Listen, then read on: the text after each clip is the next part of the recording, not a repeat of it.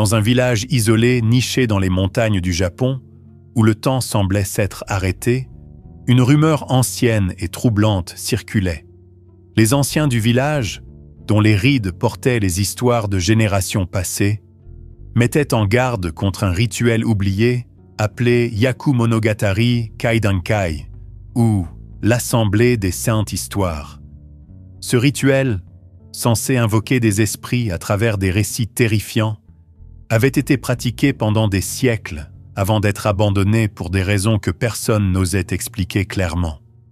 On disait que, une fois commencé, le rituel exigeait de raconter précisément 100 histoires surnaturelles, chacune accompagnée d'une bougie allumée.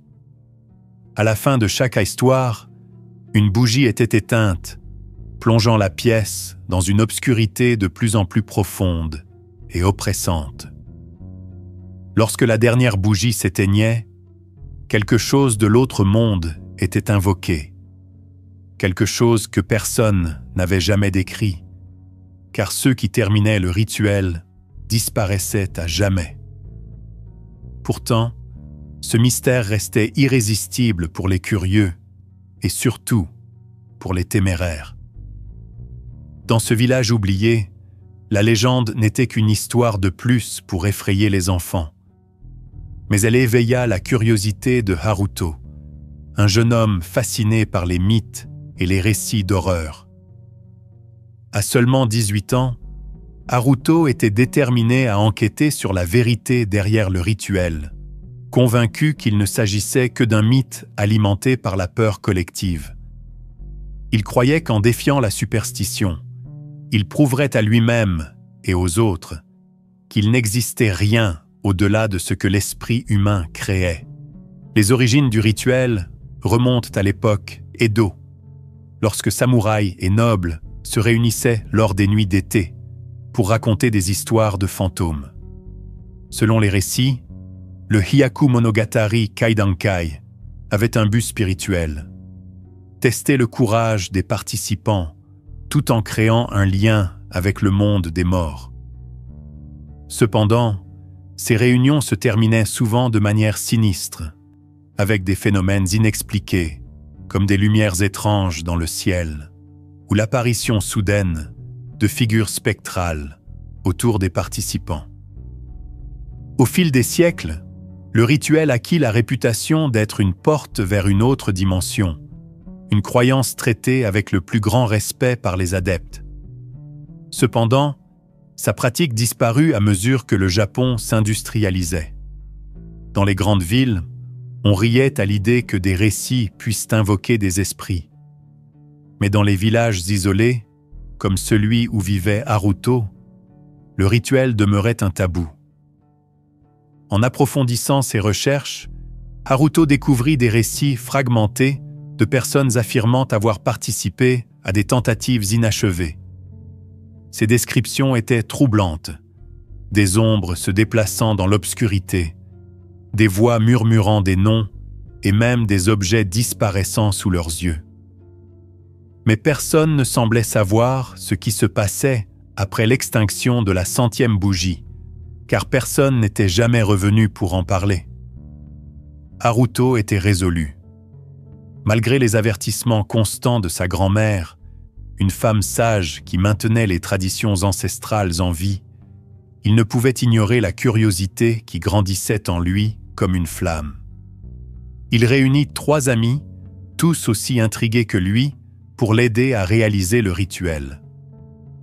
Le plan était simple: se réunir dans une maison abandonnée à la périphérie du village, un lieu entouré de légendes sombres, et suivre les instructions traditionnelles du Hyaku Monogatari Kaidankai. Lors de la nuit choisie, le groupe apporta avec eux 100 bougies et une lanterne, ainsi que des provisions et un livre de récits surnaturels pour alimenter le rituel. La vieille maison était couverte de poussière et sentait le moisi, mais elle semblait l'endroit idéal pour instaurer l'atmosphère sinistre nécessaire. Chaque pas à l'intérieur faisait craquer les planchers comme un gémissement étouffé, et la sensation d'être observé augmentait avec chaque instant. Alors qu'ils allumaient la première bougie, Haruto ressentit un mélange d'excitation et de peur. Pendant qu'il lisait la première histoire, la flamme vacillante semblait accompagner ses paroles, comme un chœur. Lorsqu'il éteignit la bougie, la pièce devint légèrement plus sombre, et le silence devint oppressant. Bien que ses amis aient ri pour alléger l'atmosphère, quelque chose dans l'air semblait différent. Ils ne savaient pas encore qu'en commençant le rituel, ils avaient déjà franchi la première frontière entre le monde des vivants et celui des morts. La maison abandonnée dégageait une atmosphère lourde et oppressante, comme si les murs cachaient des secrets qu'ils refusaient de dévoiler. Haruto et ses amis, Akira, Yui et Ren, ressentirent cette tension dès qu'ils franchirent la porte rouillée. Au centre de la pièce principale, ils disposèrent les 100 bougies en un cercle parfait, conformément aux instructions du rituel. Autour, ils placèrent des chaises bancales qui grinçaient lorsqu'ils s'y installèrent, recouvertes d'une fine couche de poussière. Tandis qu'Haruto réglait les derniers détails, Akira, toujours le plus détendu du groupe, plaisantait sur les fantômes et les esprits. Yui, en revanche, paraissait visiblement mal à l'aise. Elle murmura qu'ils allaient peut-être trop loin, mais Ren, avec un sourire confiant, les rassura en affirmant que tout cela n'était qu'un simple jeu inoffensif. Haruto, lui, resta silencieux, concentré, tandis que les premières bougies projetaient des ombres dansantes sur les murs. Lorsque la nuit tomba complètement, ils éteignirent leurs lanternes, ne laissant que la lumière des bougies illuminer la pièce. L'atmosphère changea instantanément.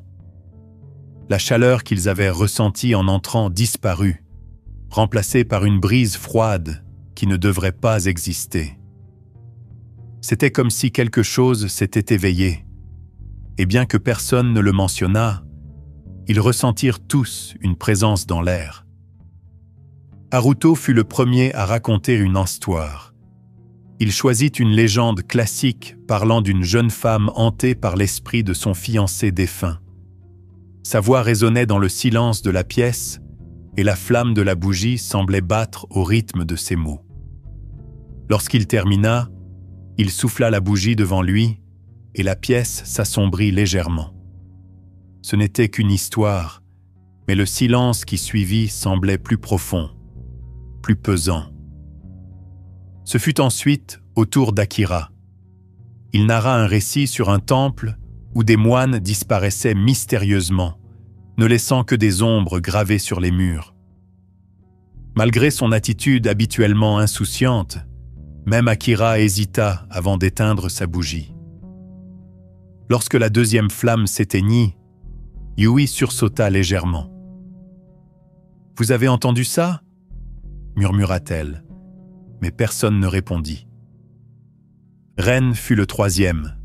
Il raconta l'histoire d'un esprit vengeur, un homme qui poursuivait ses assassins jusqu'à les rendre fous. Sa voix était basse, presque un murmure, obligeant les autres à se pencher pour l'écouter. Lorsqu'il éteignit la bougie, un craquement résonna au plafond, comme si quelque chose s'était déplacé au-dessus d'eux. Ils échangèrent des regards, mais personne n'osa admettre qu'ils commençaient à avoir peur. La pièce était maintenant partiellement plongée dans l'ombre, tandis que Yui prenait son tour à contre-cœur.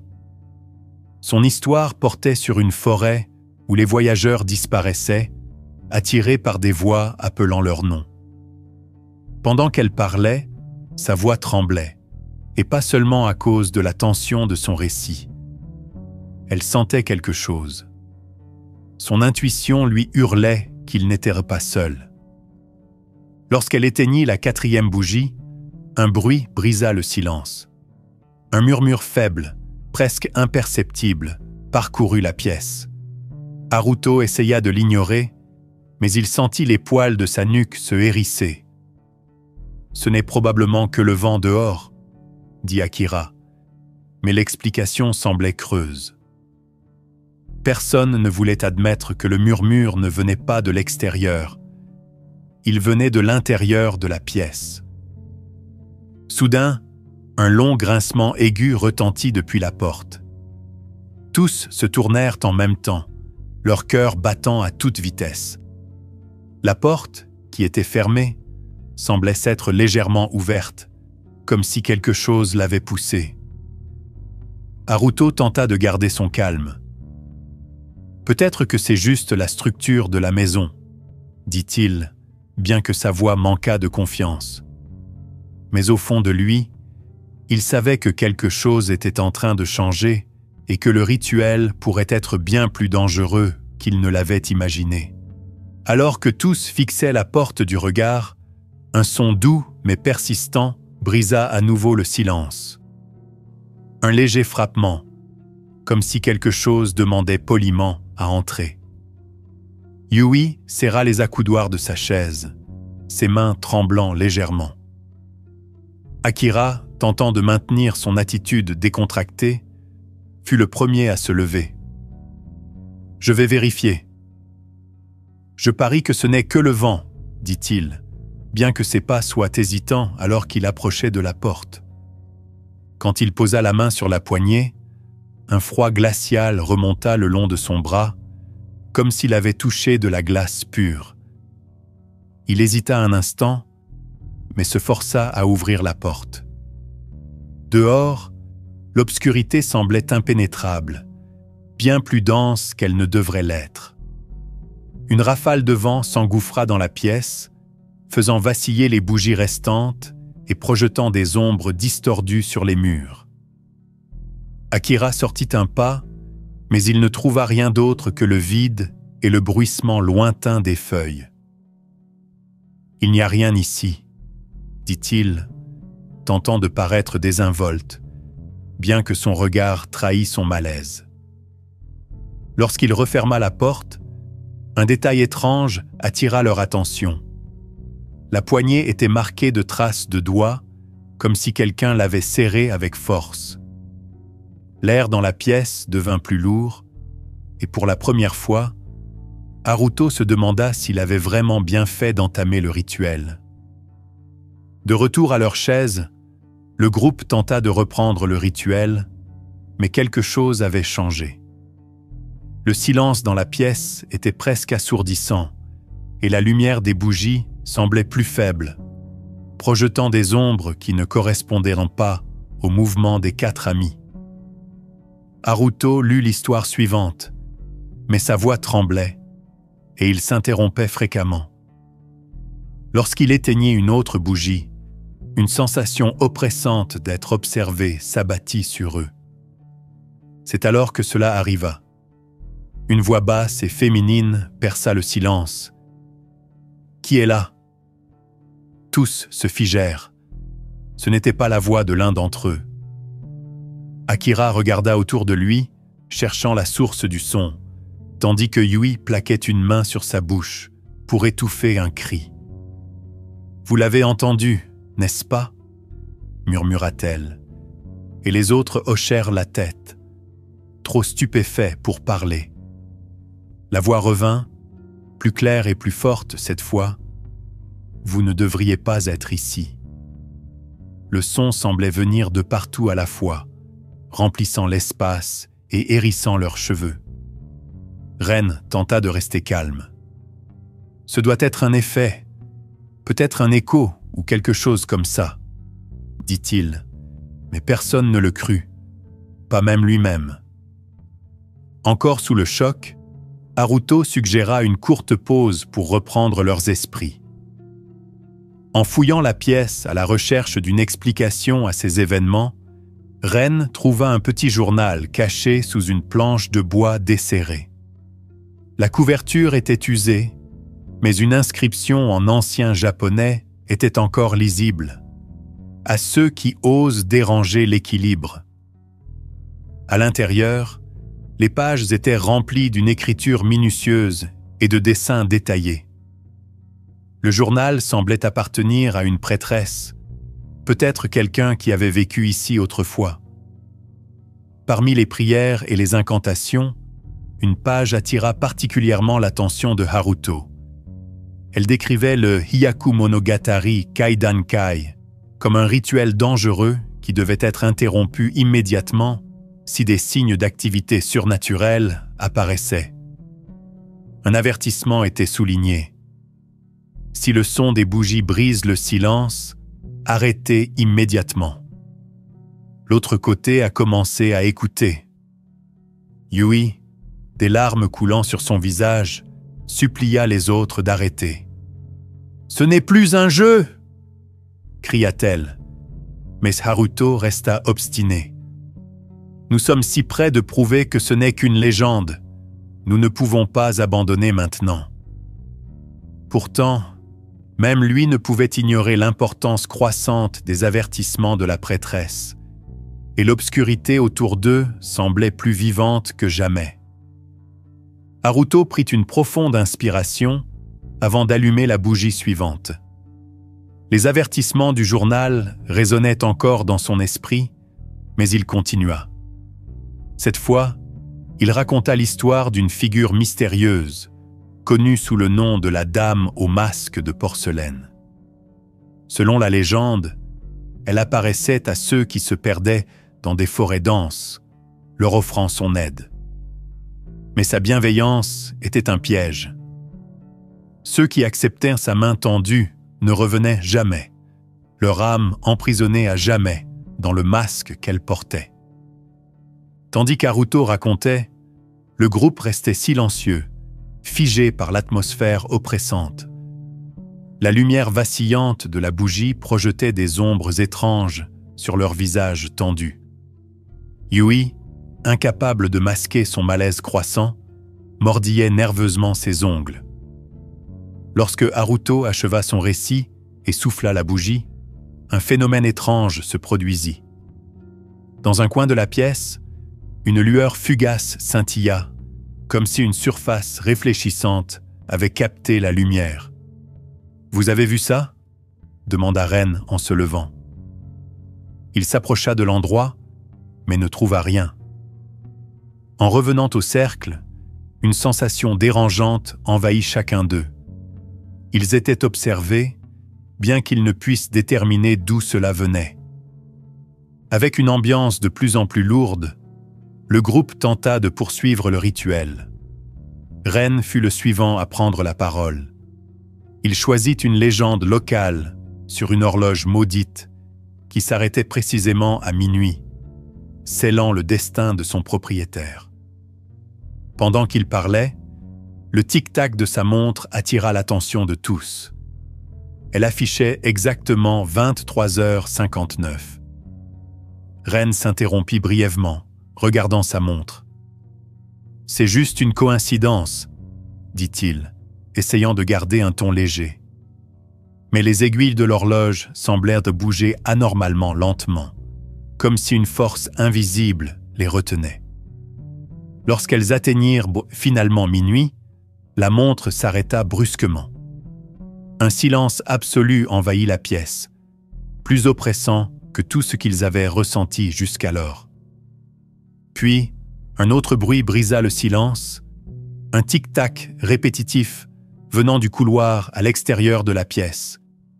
Yui, les yeux écarquillés, murmura « Il n'y a pas d'horloge ici. » « Si ?» Haruto secoua lentement la tête, mais avant qu'il ne puisse répondre, le son devint plus fort, plus proche, se dirigeant directement vers eux. Sans autre choix, Haruto poursuivit le rituel, s'efforçant d'ignorer les bruits inquiétants qui les entouraient. Cette fois, son histoire portait sur les Yurei, des esprits vengeurs cherchant justice ou revanche pour les traumatismes subis de leurs vivants. Il décrivit comment, selon les légendes, ces esprits se manifestaient sans visage, leurs traits effacés par la haine et le désespoir.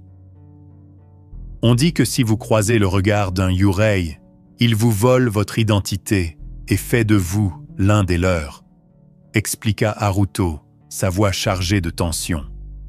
Pendant qu'il parlait, Yui regardait nerveusement autour d'elle, comme si elle s'attendait à voir quelque chose émerger des ombres. Lorsque Haruto éteignit une autre bougie, la pièce s'obscurcit encore davantage, presque insupportablement. Puis, un bruit glaçant retentit, les figeant tous sur place.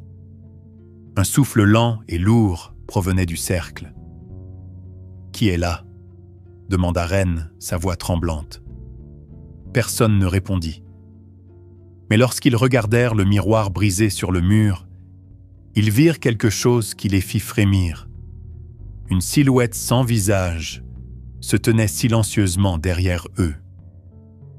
Le reflet dans le miroir disparut aussi vite qu'il était apparu, mais la peur persistait. Haruto tenta de rassurer le groupe, bien que sa propre voix trahît son trouble. « Peut-être que c'était juste notre imagination, » dit-il, mais ni ses amis ni lui-même n'y croyaient vraiment. La pièce était saturée d'une tension palpable, et bien que les bougies brûlaient encore, l'obscurité semblait plus dense, comme si elle engloutissait progressivement la lumière. Soudain, toutes les bougies s'éteignirent en même temps. La pièce fut plongée dans une obscurité totale, comme si un vent invisible avait soufflé les flammes. Le silence oppressant fut brisé par un bruit terrifiant.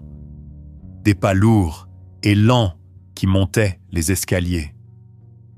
Le bois grinçait sous chaque pas, comme si une présence invisible se rapprochait. Yui s'accrocha au bras de Haruto, son corps tremblant de peur. « Nous ne sommes pas seuls ici, » murmura-t-elle. Akira tenta de se lever, mais le grincement bruyant de sa chaise résonna dans la pièce, le figeant sur place, trop terrifié pour bouger davantage. Les pas s'arrêtèrent brusquement, laissant place à un silence insoutenable. Puis, un autre son se fit entendre. La poignée de la porte commença lentement à tourner. Lorsque le bruit de la poignée cessa, le groupe se prépara au pire. Mais contre toute attente, la porte ne s'ouvrit pas. À la place, un grattement désagréable résonna, comme si des griffes raclaient de la surface du bois. Haruto se leva avec précaution, essayant d'allumer la lanterne qu'ils avaient apportée, mais la lumière vacilla faiblement avant de s'éteindre complètement. « Ce n'est pas normal, » murmura Ren, sa voix teintée de panique. Au milieu de ce chaos, Akira remarqua quelque chose d'étrange dans le miroir brisé accroché au mur. Bien que la pièce fût plongée dans l'obscurité totale, le miroir semblait émettre une lueur pâle et fantomatique. Il appela les autres, qui s'approchèrent avec hésitation. Dans le reflet, ils pouvaient voir la pièce où ils se trouvaient, mais ils n'étaient pas seuls. Des silhouettes floues, comme des ombres distordues, entouraient le cercle. Haruto hésita, puis tendit la main pour toucher la surface du miroir. Dès que ses doigts effleurèrent le verre, une voix froide et distante emplit l'air.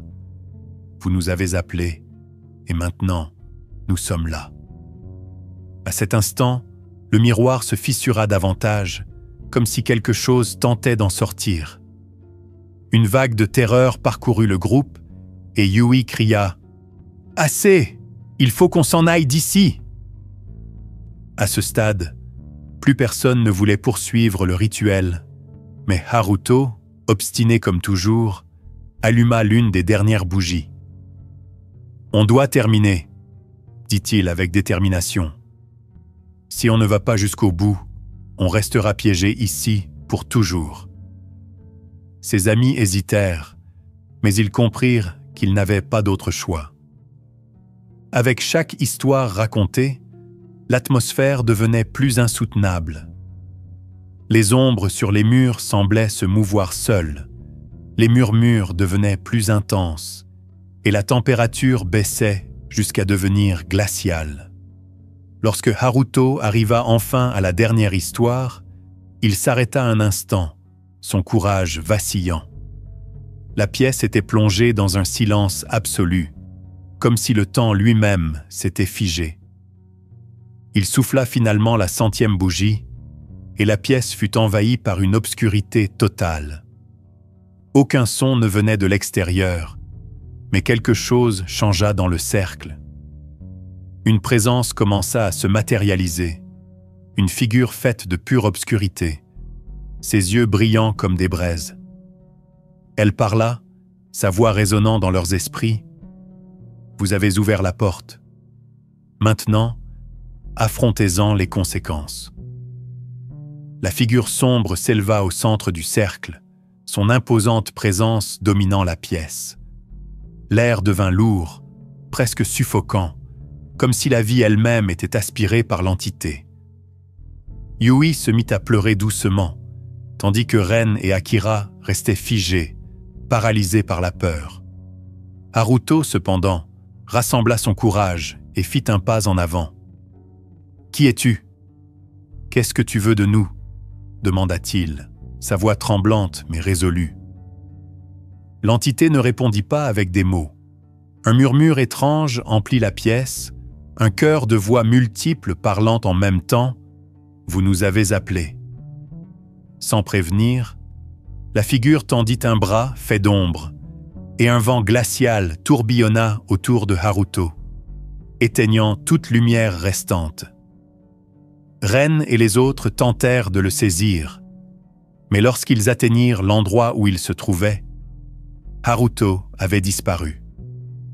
Seul un vide inquiétant demeurait là où il se tenait. Le groupe sombra dans la panique. « Il est parti !» cria Akira, scrutant frénétiquement la pièce. « Ça ne peut pas être réel !» Ren tenta de reprendre le contrôle de la situation, mais l'effroi était palpable sur son visage. Tandis qu'il cherchait désespérément Haruto dans l'obscurité, l'entité restait immobile au centre, sa forme palpitant comme si elle se nourrissait de leur confusion et de leur terreur. Ren parvint finalement à allumer une lanterne, dont la lumière vacillante dévoila une scène encore plus troublante. Le cercle des bougies était maintenant entouré de symboles brûlés dans le sol, émettant une lumière rougeâtre et menaçante. Les ombres sur les murs semblèrent vivantes, se déplaçant de manière indépendante. Yui se précipita vers la porte et tenta désespérément de l'ouvrir, mais elle restait fermée, comme si une force invisible l'empêchait de bouger. Au centre du cercle, l'entité prit une forme plus nette. Son visage, s'il pouvait être qualifié ainsi, était une masse d'ombre tourbillonnante, sans traits discernables, mais étrangement expressif. Ses mains, longues et semblables à des griffes, émettaient un bruit sec à chaque mouvement. « Vous avez ouvert la porte, et maintenant, elle est ouverte », déclara l'entité, sa voix résonnant dans chaque recoin de la pièce. Ren tenta de négocier. « C'était une erreur. Nous ne savions pas ce que nous faisions », cria-t-il avec désespoir. L'entité incline légèrement la tête, presque moqueuse. Akira, pris de panique, essaya d'éteindre les bougies restantes, mais leurs flammes brûlaient avec une intensité surnaturelle, impossibles à éteindre. « Il n'y a pas de retour en arrière », murmura Yui, des larmes roulant sur ses joues. La peur commença à diviser le groupe. Akira, d'habitude si insouciant, était désormais méconnaissable. « C'est la faute de Haruto !» cria-t-il, comme si son ami disparu pouvait encore l'entendre. Il se tourna vers Yui et Ren avec suspicion. « Et vous deux? Vous saviez que c'était une mauvaise idée, mais vous avez suivi quand même. » Yui, bouleversé et dépassé, répliqua avec colère. « Tu as accepté de venir, Akira. Nous savions tous les risques. » L'atmosphère dans la pièce devenait de plus en plus oppressante, comme si les murs eux-mêmes se refermaient sur eux alors que leur voix montait. Ren, tentant de calmer la situation, cria « Arrêtez ! Cela ne nous aidera pas. Nous devons trouver un moyen de sortir d'ici. » Mais même lui était au bord de l'effondrement. Tandis que la dispute s'intensifiait, l'entité au centre du cercle restait immobile, mais son influence grandissait. Elle semblait se nourrir de leur désespoir et de leur conflit. Yui fut la première à s'en rendre compte. « C'est ce qu'elle veut. Nous faisons exactement ce qu'elle attend, » cria-t-elle. Mais il était trop tard. La méfiance s'était installée et la peur avait déjà brisé leur unité. Le sol commença à trembler légèrement et les symboles rouges entourant le cercle brillèrent de plus en plus intensément, pulsant comme un cœur malveillant. Yui observa avec horreur les marques qui formaient un motif complexe, un portail. « Le journal l'avait prévenu », murmura-t-elle, à peine audible. « Ce rituel ouvre une porte entre les mondes, et nous l'avons ouverte. » Ren tenta de s'approcher du cercle pour examiner les marques de plus près, mais une barrière invisible l'empêcha de passer. Lorsqu'il tendit la main, une force le repoussa violemment, le jetant au sol. L'entité, toujours au centre, tourna lentement son visage informe vers lui. « Vous n'appartenez pas à cet endroit, mais maintenant, vous en faites partie, » déclara-t-elle d'une voix froide et résonnante qui semblait directement s'infiltrer dans leurs esprits. Un rugissement assourdissant remplit la pièce, alors que le portail au centre du cercle devenait instable, émettant des vibrations qui secouaient tout autour. Des figures sombres, sans visage, commencèrent à émerger des symboles gravés, se traînant lentement hors de l'obscurité. Leurs mouvements saccadés étaient accompagnés de bruits secs, comme des branches qui se brisent. Avec chaque seconde qui passait, le portail s'élargissait davantage, menaçant d'engloutir tout ce qui l'entourait. Alors que le portail continuait de s'étendre et que les ombres se rapprochaient, Ren cria « On doit faire quelque chose maintenant !» Mais personne ne savait quoi faire. Yui, tremblante et en pleurs, se souvint soudain des mots du journal. « Les bougies, ce sont elles la clé. On doit éteindre les dernières » hurla-t-elle désespérément. Akira hésita, la peur lisible dans ses yeux. « Et si ça aggrave la situation?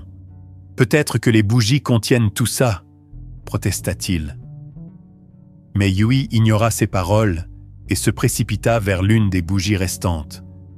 Tandis qu'elle tentait de souffler la flamme, une force invisible la repoussa, la faisant tomber presque à terre.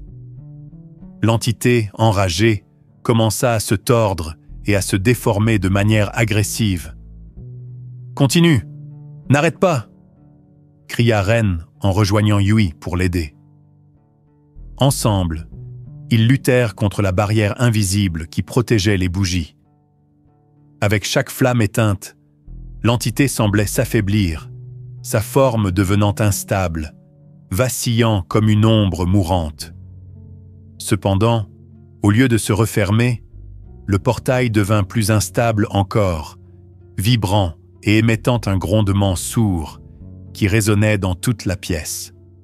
Tout semblait sur le point de s'effondrer. Il ne restait qu'une seule bougie allumée et le groupe s'arrêta, paralysé par l'hésitation.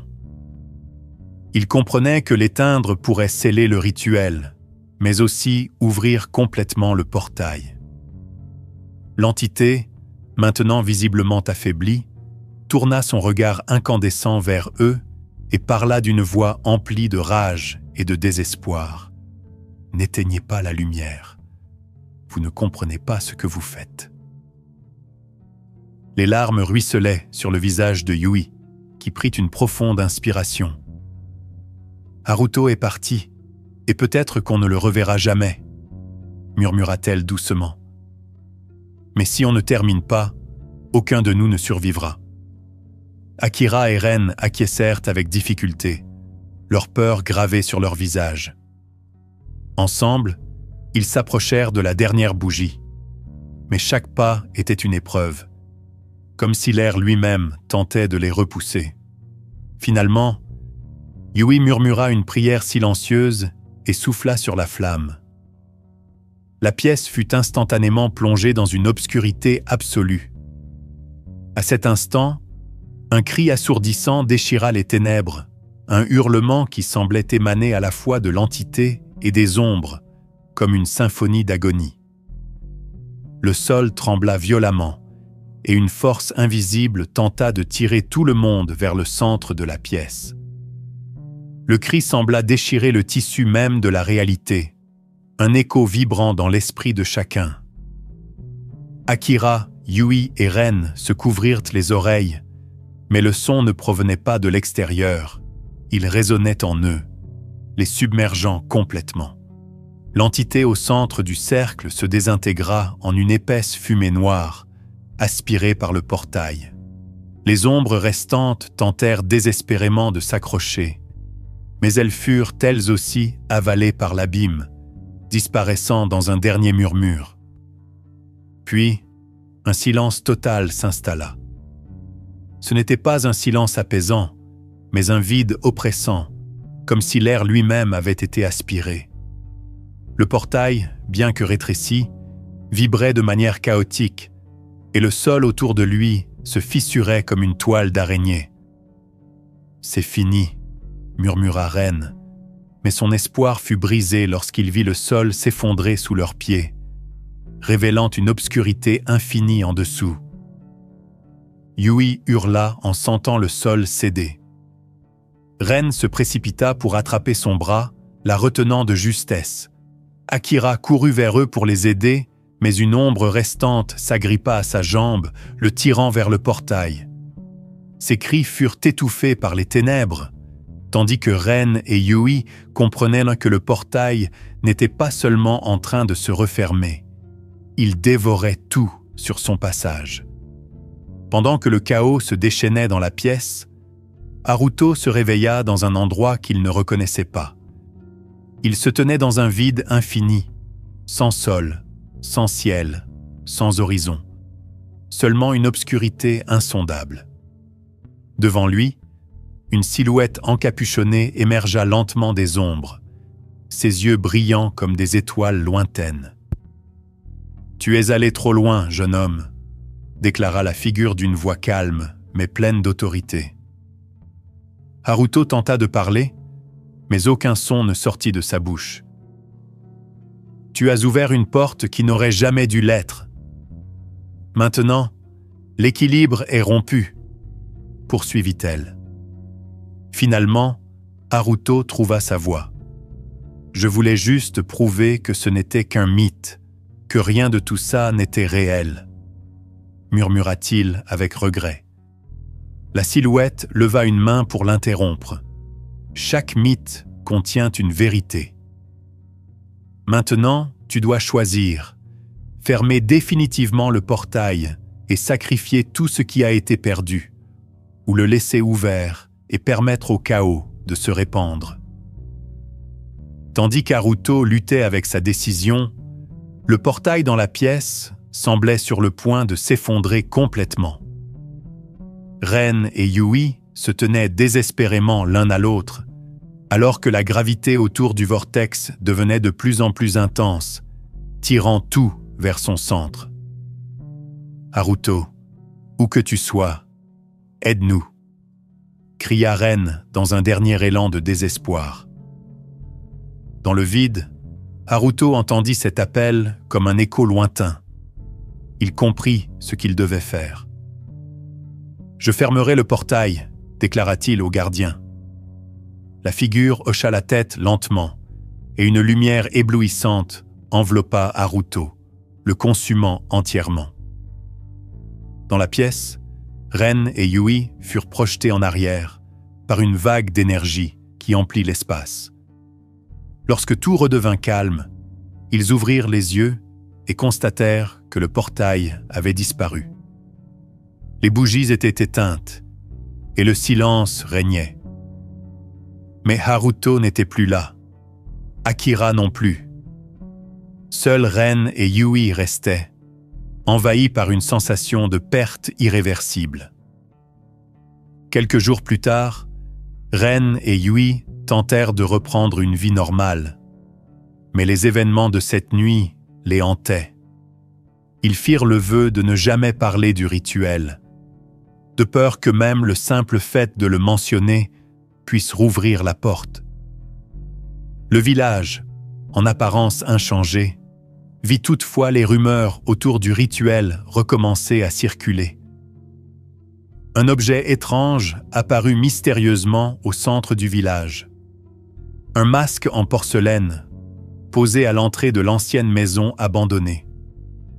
Les habitants prétendaient que la nuit, le masque émettait une lueur pâle et que ceux qui le fixaient trop longtemps entendaient des murmures portés par le vent. Ren savait que la légende n'était pas terminée. Bien que la porte fût fermée, le rituel continuait d'attirer les curieux et les imprudents. « Ils n'apprennent jamais », murmura-t-il en regardant le masque à distance. Ainsi, un nouveau chapitre de la malédiction du Hyaku Monogatari Kaidankai commença, attendant patiemment sa prochaine victime.